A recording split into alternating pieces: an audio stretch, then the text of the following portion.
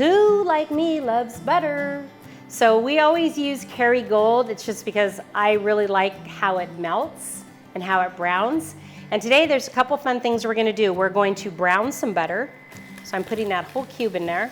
And when you go to the recipes, you're gonna see there's a whole cube in it. I'm actually gonna turn this down so we don't burn it. Woo! What I'm gonna teach you guys to do today is to fry the sage leaves. I've got some variegated sage from my garden and some regular sage from my garden. This is gonna be the garnish for our creamy cauliflower mash. And what I wanna teach you today is how to make them crispy without burning them, but also the oil from the sage leaves infuses the butter, and that's what we're gonna mash our cauliflower with.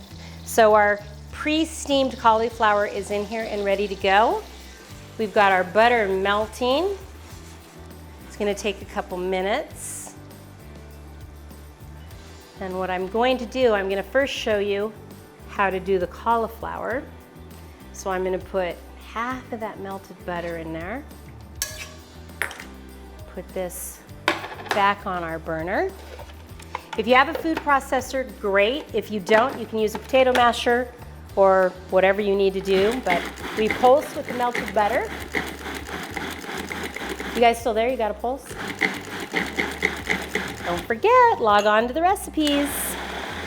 See how nice and creamy that's getting, how quick that is? Hopefully you guys can see that. You can just let it run.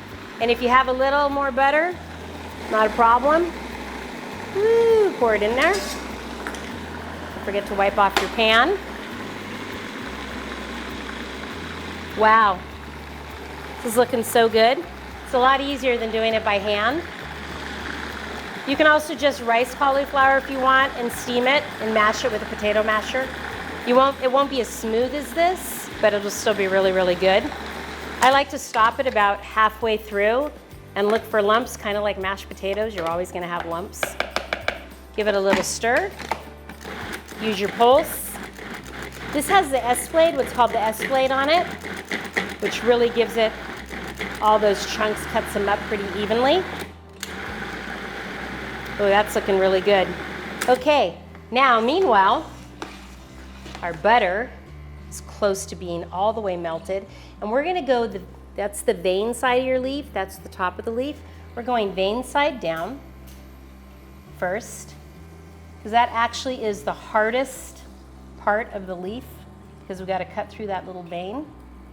And what you do is you rim around the edge of the pan, and we're gonna swirl in the butter. We're gonna swirl it. Oh my gosh, I wish you guys could smell these sage leaves cooking. They smell so good. Slow cooking sometimes is just really a nice way to hang out in the kitchen, especially if you pour a glass of wine. And hopefully, this is the last recipe that we're doing today, but I hope you go back to the website and look at all the recipes and start planning your dinner party. And if for some reason you get stuck, you can call me, and my contact information's on the website, and I am happy to help any of you guys put your dinner together with all the recipes that we've assembled. After all, we're all in this together to raise money for Max Love, to make this a really successful farm dinner.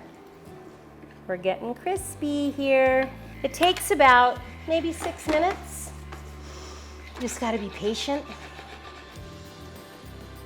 And then, we're almost there. About 1 or 2 more minutes, you can see how the edge of this sage leaf is getting kind of brown. Oh my gosh, it smells so good. I also use this butter on butternut squash. Like if you're making mashed butternut squash, you don't have to reserve it just for cauliflower. It is going into the fall season, and sage and squash are a marriage made in heaven. So use it for that too. Okay, we're gonna come right back with the finished dish.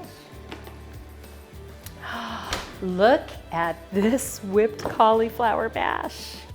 You can see the brown butter bits on it, the crunchiness of the leaves. I know it's gonna be kind of hot, but I can't help it, I have to take a bite, because I think it's gonna be pretty delicious. And I want one of those crunchy leaves.